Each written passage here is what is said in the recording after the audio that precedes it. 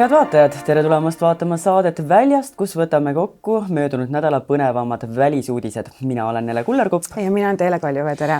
Teele, ma isegi ei hakka küsima, mis oli sinu eelmise nädala kõige sellise silmatorkavam või kõige huvipakkuvam teema, sellepärast ma tean, et möödunud nädala sa elasid Eurovisiooni tuules. Elasin Pangaranga. Kui eelmisel nädalal ma rääkisin sulle, et mul on lemmikriigiks Lõuna-Korea, siis sellel nädalal sai minu lemmikriigiks Bulgaaria või siis... Sa oled nii kergesti mõjutatav. Lähed võitjatega alati. Mina olen ainult võitjatega. Ja Bulgaaria ehk siis Pangaranga. Väga lahe lugu, väga kihvt naine, ilus, tantsib, me paneme siia ekraanile ka. Väga paljud kommentaatorid ajas ta vihaseks, miks nii paljastavad rõivad, miks nii vabameelne ja nii edasi, et alati on naise keha kuidagi see poliitiline debati koht, et mis ajab padu konservatiivid kurjaks ja liberaalid siis rõõmustama. Aga Eurovisioon on alati olnud poliitiline üritus. Absoluutselt. Ja isegi kui tore ja kõik on nii äge, see Pangaranga on ja kõik tantsivad ja juubeldavad, siis kriitikud ütlevad, et selle catchy viisi taga haarava kaasa, jalga kaasa tatsuma kutsuva viisi taga on laulukirjutajad ja meloodiaeksperdid, kes on koostööd teinud Filipp Kirkoroviga. Filipp Kirkorov on ka ise näidanud oma poolehoidu Tara vastu ja nüüd siis räägitakse mitte päris ainult vandenõuteoreetikute poolt, vaid täitsa asjalike inimeste poolt, et Venemaa nüüd läbi Bulgaaria on oma jalajälje ikkagi Eurovisiooni võidu kätte saanud. Ehk siis Money Talks võitis nii-öelda Bulgaaria ja nii-öelda Venemaa. Oma Pangarangaga number 2 koha sai Iisrael. Teatavasti oli siis Eurovisiooni põhisponsor Moroccan Oil, mis on siis kaunite Iisraelannade juuste hooldaja olnud juba aastakümneid ja sadu. Nii et võib siin küsida, et lauldes siin seda Pangarangat ja kaasa tantsides, isegi laulsin hommikul enne saatesse tulekut seda. Nii et jah, kuidagi nagu kehv maik jäi, ütleme nii. Teele riskides sellega, et meie suusad nüüd kapitaalselt risti jooksevad, siis ma tunnistan sulle, et ma ei ole Eurovisiooni vist vaadanud juba 25 aastat. Ei plaani seda teha ka. Ei armasta seda palagani ja ei ole ka võidulugu kuulnud. Küll aga minust tekitab pigem nagu meelehärmi. Minust tekitab pigem meelehärmi see, et ma ei saa meediast mitte midagi muud lugeda, enne kui ma kerin kõik need 10 kilomeetrit Eurovisiooni uudiseid mööda. Ma saan aru, rahvast huvitab, aga minu jaoks on see väsitav. See on väsitav, iga aasta see Eurovisioon tuleb, sellele eelneb see Eesti laul. Ma tean, et kogu see võistlus saab olema täpselt nagu sa ütlesid, poliitiline, mis tähendab seda, et lauluvõistlus on lihtsalt nagu selline suitsukate sellele asjale, et kõik need kellad ja viled, mis sinna külge pannakse, aga tegelikult, kui sa oled sellise hea poliittaiplikkusega, siis ma kujutan ette, et sa niimoodi 50-60, 50-60 võid selle võitja ette ennustada. Täpselt nii ongi. Ma igatsen seda aega, kui sai öelda, et ignorance is bliss, et sa enam ei vaata maailma üritusi sellise läbi geopoliitika et ei otsi kogu aeg kuskilt mingisuguseid neid tagamõtteid ja asju, et tahaks olla natukene nagu tahaks sinisilmsem olla? Tahaks olla, jah. Elu oleks nii ilus, saaks oma Pangarangat tantsida ja Sigma Boyd tantsida. Ja... No proovi see saade vastu pidada, pärast saadet võid tantsida Pangarangat. Aga mina tunnistan, et mulle jäi meelde või silma hoopiski selline uudis, et USA kaitseministeerium on kohaliku meediateatel ootamatult ühistanud plaani saata Poolasse rotatsiooni käigus 4000 sõdurit ja äsja tehti sama otsus põhimõtteliselt Saksamaal, et kas see sinu hinnangul näitab taaskord seda, et USA ja Euroopa suhted on ikkagi totaalselt muutunud. Aga ma mõtlen kogu aeg seda, et kas see mingi strateegiline hirmutamistaktika ei või olla. Et makske rohkem kaitsekulud. Ma saan ju aru, et USAs tuleb kogu aeg see sõnum, et ei saa meie peale lootma jääda, et tõstke kaitsekulutusi. Äkki see võis olla selline nagu heidutustaktika. Samas, ma küll ei ole muidugi ekspert, aga kas kas Poola ise ei ole võib-olla natukene seda agiteerinud, kui ta on Prantsusmaaga Poola varasemalt oli ikkagi USA-l üks selline lemmiklaps, ütleme nii. Aga mida see meile tähendab, et me oleme ju alati arvestanud, et meie liitlassuhe Ameerikaga on raudpolt kindel. Meie oleme ka tublisti kaitsekuludesse panustanud, selle eest oleme ka USA-lt kiita saanud. Et selles suhtes võib loota, et kui see ka on heidutustaktika, et siis mingil hetkel tõmmatakse ikkagi sellele käsipidurit ja öeldakse, et tegelikult on kõik hästi. Aga igal juhul on see meile meelde tuletuseks, et me ei saa oma kaitse taktikat sellele üles ehitada, et me oleme justkui nagu abiväed kellelegi suuremale, kes meid kaitsma tuleb, et meelde tuletus, et riigi kaitse hakkab ikkagi riigist endast ju eeskätt alati. Ja see on juba inimeste meelsusest algamas, et mitte ainult sellest, et kui palju me panustame kuskile kaitsekulutustesse, vaid see on juba oluline faktor, kui palju eestlane Eesti riiki ennast armastab. Armastad? Armastan. Mina ka. Jäi sul veel midagi silma? Ja lisaks Eurovisioonile vaatasin ma Cannes'i filmifestivali poole, mis on ka väga poliitiline üritus olnud aastaid. Seal on öelnud näiteks filmirežissöörid välja, et nende arvates Hitler ei olegi nii paha mees ja nii edasi. Aga üks väga tuntud näitleja Javier Bardem ütles oma võidukõnes sellise lause, et tal on nii piinlik toksilise maskuliinsuse pärast, et iga kord, kui ta uudiseid vaatab, siis see on justkui nagu measuring contest, kui saavad kokku Netanyahu, Trump ja Putin. Mr. Trump, Mr. Putin, Mr. Netanyahu, the big balls man saying my is bigger than yours and I'm gonna bomb the of you is a male toxic behavior that is creating thousands of dead people. Et ärge olge nii kinni oma sisemises heitluses, kes on kõvem vend, kelle me maha pommitame, et me räägime siin naiste, laste eludest, tsiviilisikute eludest, et palun saage oma erimeelsustest teistmoodi üle, et äkki nagu peataks sõjad. Ja see oli märgiline sellepärast, et tavaliselt sellised inimesed ikkagi proovivad mitte neid väljaütlemisi teha, sellepärast et teatavasti on ju siis filmitööstus väga tugevalt nii-öelda juutide käes on ju, et Netanyahu mõjuvõimu. Aga samas, mis sa arvad, kas üldse saab riiki juhtida, kui me räägime siin riigijuhtide siis meheau mõõtmise võistlusest, on ju, kas saab üldse riiki juhtida, kui sinus puudub selline nartsissistlik element? Ma ei usu. See tähendab seda, et see on neile justkui sisse kodeeritud, et sa peadki olema enesekindel, sa peadki olema võib-olla isegi piiripealselt natukene ennast täis, et vastasel juhul sa ju ei lähe sellise hurraaga sinna riigijuhi troonile ja ei ütle, et mina nüüd olen see kõige õigem või kõige parem inimene seda riiki edu poole triivima. Aga samas, kui õigesti tegi seda Sanna Marin näiteks, et äkki võtta siin võib-olla mõelda seda, et jaa, nõus, aga äkki suunata rohkem nagu naiste poole seda kõik, et... Ma tunnistan, et ma arvan, et parimad riigijuhid ei sõltu soost absoluutselt. No mina ikka arvan, et sõltuvad, sellepärast, et kui sa pead oma riigi eest hoolitsema, ei ole seda empaatiat. Arvad, et see emalik energia mõjub paremini? Ma arvan küll, et kuidas ma hoian oma pere koos, kõik liikmed on õnnelikud, kuidas me saame edasi, kuidas me saame teistega läbi, oma naaberriikidega. No ma arvan, et siin võib isegi naistel olla päris eelis. No kui ma mõtlen meie presidentide peale, siis ma arvan, et valides enda lemmikut, ma ei kalduks võib-olla naisterahva poole. Ma vist isegi kaldun. Siin meie erinevus on.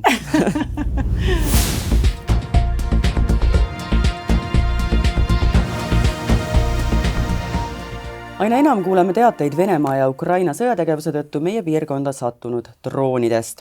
Reede öösel anti Soomes ja Lätis droonihoiatused ning ööl vastu pühapäeva sattus Läti võimude teatel nende õhuruumi taaskord tundmatu droon.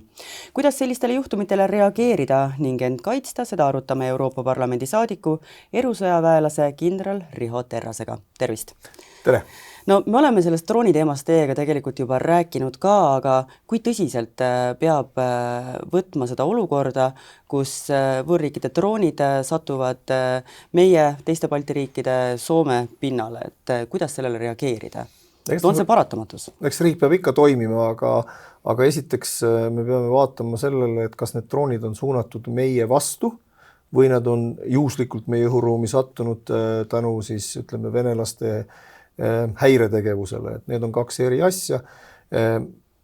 Ja väga erinev on see, kas droonid satuvad meie õhuruumi rahu ajal või sõja ajal, kas see on niisugune pingesituatsioon või on igapäevaelu.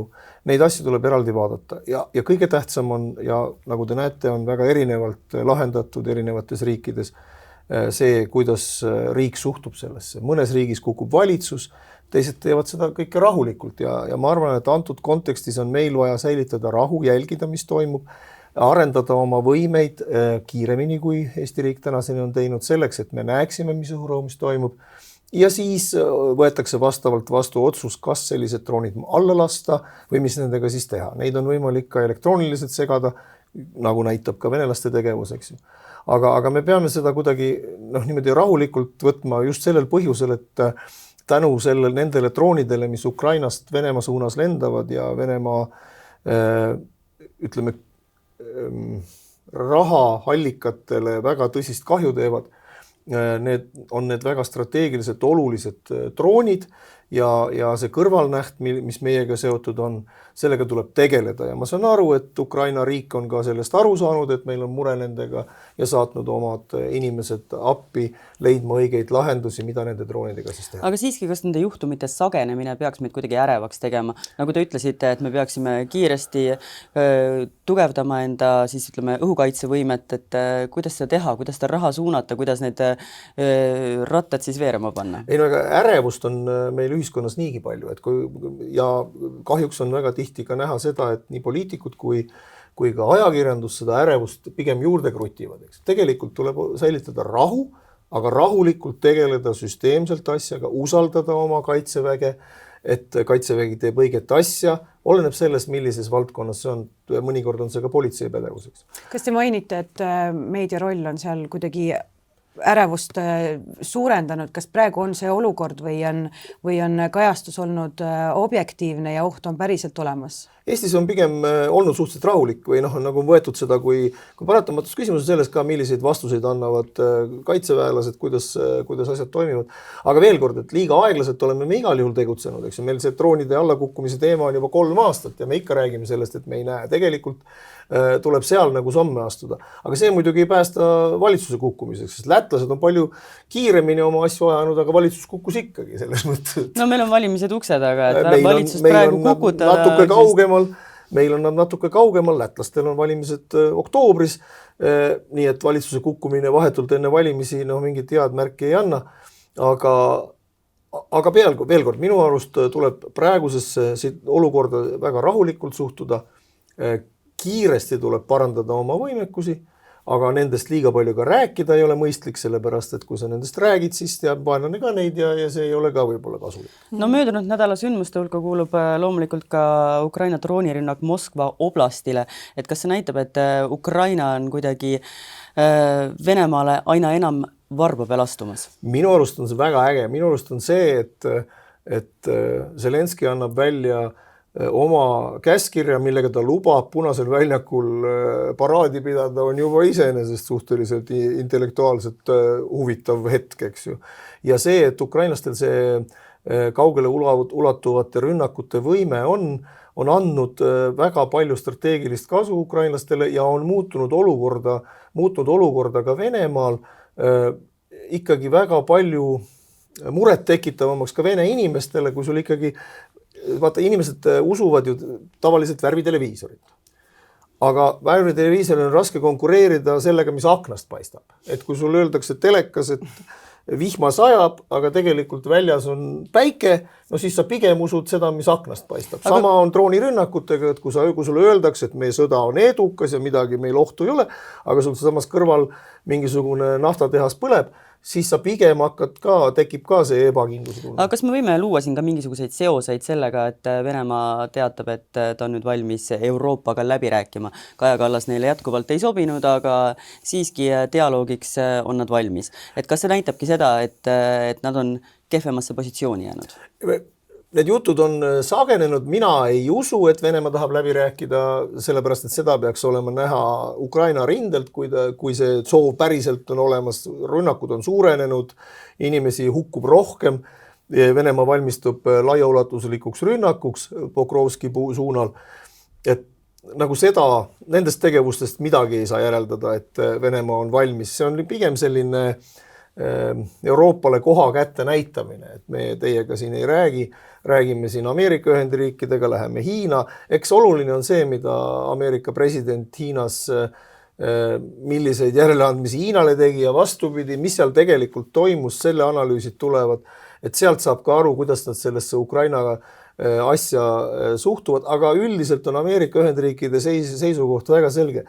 Kõigiga, kellega ma olen kohtunud, on see just praeguse administratsiooni liikmetega, et mida need hullud omavahel tapavad. Et aitab küll, lõpetame ära. Ja me kusutasime seda ka saate alguses. Ma küsin teile, kas sina mäletad seda, et veel mõned aastad tagasi olid kõik meie julgeolekueksperdid, meie ministrid lajatasid rusikaga vastu lauda ja ütlesid, et agressoriga läbi ei räägita, agressoriga läbirääkimiste laua taha ei istuta, aga nüüd on kuidagi see toon on siiski muutunud. Minul ei ole, mingit läbirääkimist ei ole mõtet pidada, kui ukrainlased sellega nõus ei ole. Kindral Terras, saate alguses me puudutasime seda teemat ka, et USA teatas siis 4000 sõduri mitte saatmisest Poola. Teil on eriline sissevaade siis NATO koridoridesse ja siis erinevatel ametipostides kaasnevatel jutuajamistele. Eelmisel nädalal tuli välja uudis, et Saksa droonifirma ostab Sensus-Q, kus nõukogus te olete. Ma küsin teilt praktiku ja siis nii-öelda eksperdina ka. Kas Euroopal on üldse positsioon öelda ja loobuda, et näed, et me ei soovigi Ameerika abi, et võib-olla see uudis Poola kohta ei olegi meile nii halvav, kui võiks arvata? Esiteks ma ei ole Sensus-Q nõukogus, aga muidu olen tegelenud selle teemaga, jah.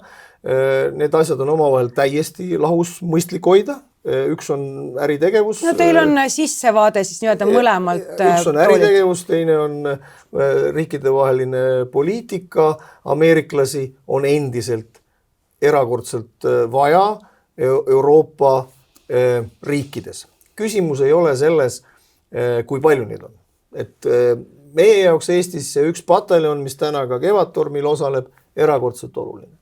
Nüüd on küsimus, kas see pataljon, mis on Eestis, kas see on osa sellest Poolas statsioneerinud brigaadist ja kas siis meilt läheb ka üksus ära. Täna on see ühe ajakirjanduse teate baasil.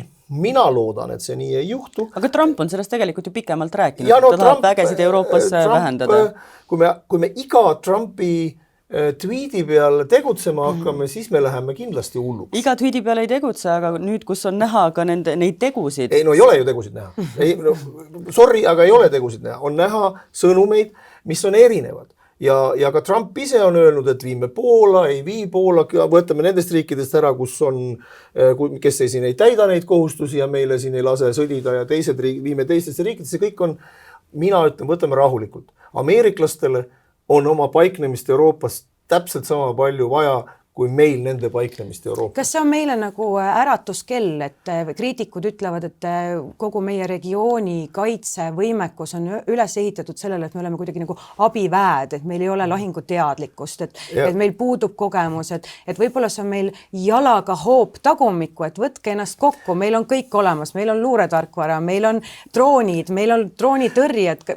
Ma süüdistan kõiges selles Francis Fukuyamat, kes kirjutas, et sõjad on läbi kõik. Eks? Nii kaua, kui poisid tüdrukud kooliõues kaklevad, nii kaua on sõjad võimalikud. Eesti asub kohas, kus on sõjad olnud tuhandeid aastaid, erinevatel andmetel on Venemaa rünnanud Eestit viimase 1000 aasta jooksul 42 korda, mis on umbes iga 25 aasta tagant.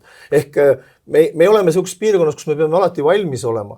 Nüüd, ameeriklased on aastakümneid Euroopas tahtnud seda, et sakslased ei saaks liiga tugevaks, et prantslased, ja prantslased on ainukesed, kes sellele on natuke vastu hakanud ja sellepärast on neil ka iseseisvad võimed paremad kui näiteks sakslastel või näiteks brittidel. Loomulikult peame sellega tegelema, aga ka ameeriklastel on vajalik olla siin piirkonnas, kuna nad ei saa mujalt oma jõudu ka mujale nii-öelda paigutada. Nii et mõlemat pidi on see oluline. Euroopa sõltumatum tegevus on oluline, aga kas see oli äratuskell? No minu arust räägiti Gruusiast kui äratuskellast. Noh, see oli see, et vajutad nuppu ja siis jääb see äratuskell vait. Siis järgmine äratuskell oli 2014 Krimmi annekteerimine ja rünnak Ukraina vastu. Jälle magame edasi. Tegime nägu. Noh, väga paljud hakkasid rääkima retoorikas, aga sisulisi rahalisi vahendeid juurde ei pandud. Ma korra küsin 2022 äratuskell tundus meile, et päris äratuskell, eks ju. Aga samas praegu veel riigid magavad. Näiteks Iirimaa kaitsekulutused 0,23. Austrias umbes 1% SKT kohta, eks. Need ei ole mingisugused aga kui meie räägime enda relvastumisest ja enda julgeolekust ja enda piiride kaitsest, et kas me oleme, mitu aastat me üldse tegelikult oleme sellest tegelikust vajadusest maas? No me kunagi ei saa öelda, tegelikult meil võiks olla allveelaevad, lennukikandjad ja nii edasi, ja kuna me oleme väike riik, siis meil mingid asju, mida me suudame oma eelarvest teha ja mingid mitte, isegi kui me selle 10% peale viime, ei suuda mingisuguseid asju teha. Seetõttu on meie liitlassuhe erakordselt oluline. Seetõttu on oluline, et Ameerika Ühendriigid on osa Euroopa kaitsest ja tänase päeva seisuga ei ole ameeriklased öelnud, et nad NATO-st välja tõmbavad. NATO toimib sellise organisatsioonina, nagu ta kogu aeg on toiminud. Nüüd on küsimus selles, mida rohkem me ise räägime sellest, et NATO ei toimi, seda rohkem me anname Venemaale teada, et kuulge, nüüd on paras aeg tulla, sest mingid inimesed ei usu enam NATOsse. Ega meie usume NATOsse, minul ei ole sellega probleemi. Aga ma arvan, et kõige oluline see, et Putin Vladimir Vladimirovich peab NATOsse uskuma. Aga kas meil on ka plaan B, kui näiteks Ameerika tõesti ütleb, et näete, et see liitlassuhe Eestiga ei ole ka enam nii oluline, näiteks ütleb Poola puhulgi, et ei saada. Poolal on ilusad läbirääkimised Prantsusmaaga, Soome ja Rootsiga. Mis meie plaan B on, kui me ühel hetkel saame aru, et suur onu Ameerikast ei tule meile appi? Meil on ka hea suhe Prantsusmaaga. Mina igal juhul väidan seda, et sellised spekulatsioonid on nii spekulatiivsed, sellest ei ole mõtet kaasa joosta. Meie plaan on see, et Eesti kaitsevägi kõigi oma vahenditega, kogu riikliku ressursiga kaitseb Eesti riiki, nagu talle see kohustus on pandud. Võiduks valmis kaitsevägi, ütleb kaitseväe juhataja. Aga seda on palju lihtsam ja parem teha, kui meil on liitlased, tugevad liitlased. Me oleme alati olnud paremas seisus, kui meil on liitlased, me vabadussõja võitsime. Kes olid vabadussõjas 2 kõige tugevamat Eesti liitlast? Üks olid Ühendkuningriigi laevastik, aga mis veel? Ameerika Ühendriikide raha. Täpselt sama olukord, mis meil täna on. Britid ja Ameerika. Täna on meil prantslased ka. 3 tuumariiki. Sõdurid on meile paigutatud. Need prantsuse sõdurid, kes siin on, või Ameerika sõdurid, või Briti sõdurid. Nad ei ole ju lihtsalt sellepärast siin, et neile siin meeldib. Neile muidugi meeldib ka. Aga väga meeldib, kuuleme Tapa sünnitusmajade statistikat, neile väga meeldib. Aga ma saan aru, et prantslaste üks mure on, et meil ei ole poes juustu müüa. Ma mõistan nende mure. Aga fakt on see, et nad on siin, järelikult kui ka midagi peaks juhtuma, ega need siis, kuidas nad siit ei saa isegi ära, eks? Järelikult need riigid peavad panustama ka sellesse. Aga praeguse hetkeseisuga ma tulin just NATO sõjalisest peakorterist, olin 6 aega tagasi seal ja seal toimivad kõik Ameerika Ühendriikide poolt antud lubadused, seal ei ole midagi muud. Seal toimub ka pidev sõjavarustuse saatmine Ukrainasse. Eurooplased maksavad kinni, ameeriklased saadavad meile, meie saadame Ukrainasse. Kui suur diskussioon selle üldse Brüsselis käib Europarlamendis, võib-olla mitte nii väga siis seal saalis, kuivõrd õlleklaasi taga, et millised need suhted USA-ga on? Et kas see teema on ikkagi pidevalt päevakorras? On see mure kuskil tagakuklas olemas siiski inimestel? Ja loomulikult on aru saadud, et Ameerika Ühendriikide 50 pluss isegi suurem panustamine NATOsse ei ole jätkusuutlik, aga sellest on aru saadud tükk aega tagasi. Küsimus on selles, et selleks ei ole midagi tehtud. Aga jättes selle NATO kõrvale, siis põhimõtteliselt on ju see sünergia on muutunud USA ja Euroopa seda ei saa kõrvale jätta, kuna see on ainukene kaitseallians. Te ütlesite, et NATOga on kõik korras, järelikult me sellest ei pea rääkima. Aga korras ei ole Euroopa enda kaitsevõimega ja kui ameeriklased hakkavad nii-öelda välja tõmbama teatud võimeid, siis peab olema võimalik Euroopal neid võimeid asendada. Me peame enda jaoks defineerima need kõige strateegilisemad, kriitilisemad võimed ja sinna ka päriselt investeerima. See on kõik need luure ja ütleme teadlikkuse tõstmise võimed, sihitamise võimed, kosmosevõimed, aga ka kaugmaa mõjutusvõimet, raketid, aga neid me ehitame ise ka, me püüame ja ostame Lõuna-Koreast. Mul on üks küsimus. Lõuna-Koreast ostame, see on üks asi, aga teine asi on see, et me oleme täna ka selles seisus, et Eesti kaitsetööstus on võimeline ise ma kiirelt küsin siin lisaks ära, et kas seda tööd peaks Euroopa tegema ühtsena või siis liikmesriigiti, et riigid eraldi? Täna on Euroopa Lissaboni leping on jätnud kaitseteemad riikide enda pärusmaaks, aga riigid on otsustanud, et teatud valdkondades on mõistlik ühiselt investeerida, järgmine multi-annual financial framework, järgmine Euroopa eelarve on plaaninud sellesse valdkonda 130 miljardit järgmise perioodi ulatuses. Seda nüüd liiga palju ei ole, aga kui see panna juurde sellele, mida riigid ise panustavad rohkem, mõned väga palju rohkem, mõned peaaegu et mitte, siis tegelikult see summa suureneb kogu aeg, aga summa üksi ei ole tähtis, tähtis on see ka. Sihtida tuleb seda õigesti. Ja tähtis on see ka, et kui sul on suur nõudmine ja väike pakkumine, siis hinnad tõusevad, eks ju, ja siis me võime kulutada sama asja peale kordades rohkem raha, mis praegu ju toimub, eks ju. Ehk et Euroopa Liit oma majandusmehhanismiga peaks tekitama sellise ühisturu võimaluse, kus soodustatakse neid, kes teevad hankeid koos, et viia hinda alla ja kes teevad hankeid valdkondades, mis on moodsa tehnoloogiaga, millesse riigid üksinda ei saa panustada. Ma arvan, selle ühendamiseks just. Või tehistaip, eks. Ühendamiseks on Eurovisioon väga hea variant, et koos lauldes ja koos hankeid teha. Aga ühendamine. Aga ma tahaks küsida, et palun seletage nagu inimkeeli ära meie vaatajatele ja meile ka, mis asi on Prantsusmaa tuumavihmavari? Katab Prantsusmaad. See on tuumavihmavari, mis katab Prantsusmaad. Ja loomulikult nad täna arutavad selle üle, et kuidas oleks võimalik seda kuskile, aga see on pigem, see prantslaste käitumine on natuke ikka alati siukene, kuidas ma ütlen, isekas. Et me räägime siin Euroopa autonoomsusest ja prantslased sellest räägivad juba ammu. Aga kui sa sellele süvened, siis sa saad aru, et see autonoomsus nende jaoks tähendab ostke prantsuse asju. Ja siis ma ütlen, aga kui meil ei ole, kui teil prantslastel ei ole selliseid asju, mida me tahame osta, mis me siis teeme? Ei peame ikka ainult Euroopa asju, see võidlus käib meil Euroopa Liidus päris kõvasti.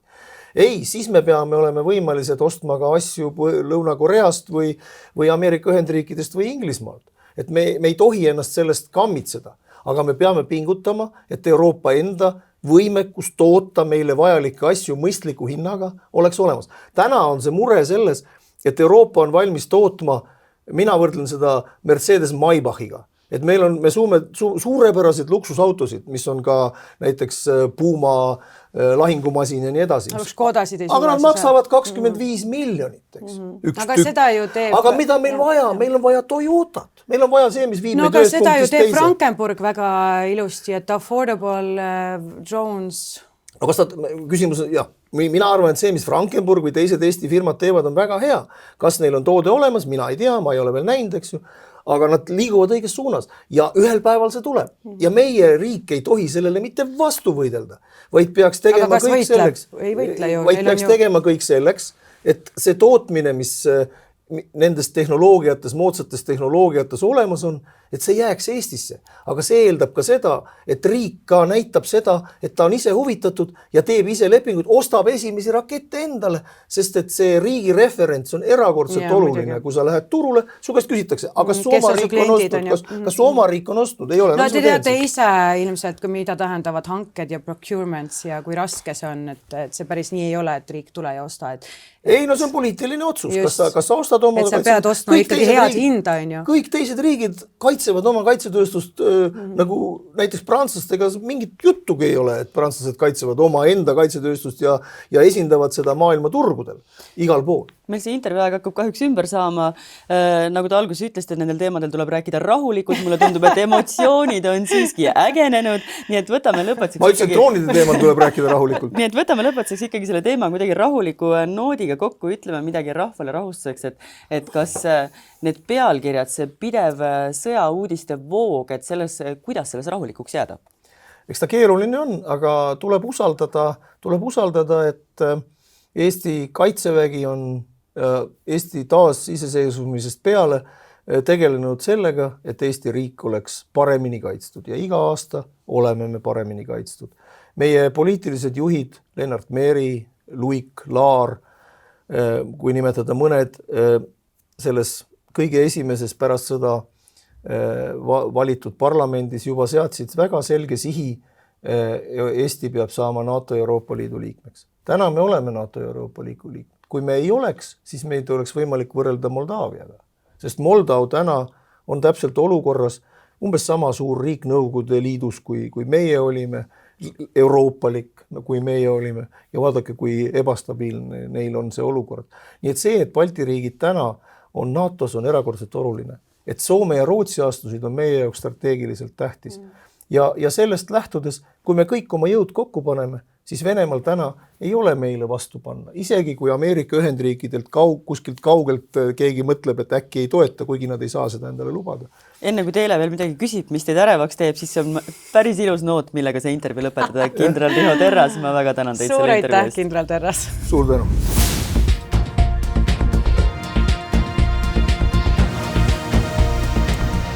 Teile meie saate viimane uudis viib meid Kanada provintsi Albertasse, kus politsei sai väljakutse otsimaks kahtlusalust, keda kirjeldati punaste juuste, lühikese kasvu ja paksu mantliga mehena, kes pani pihta grilltooteid.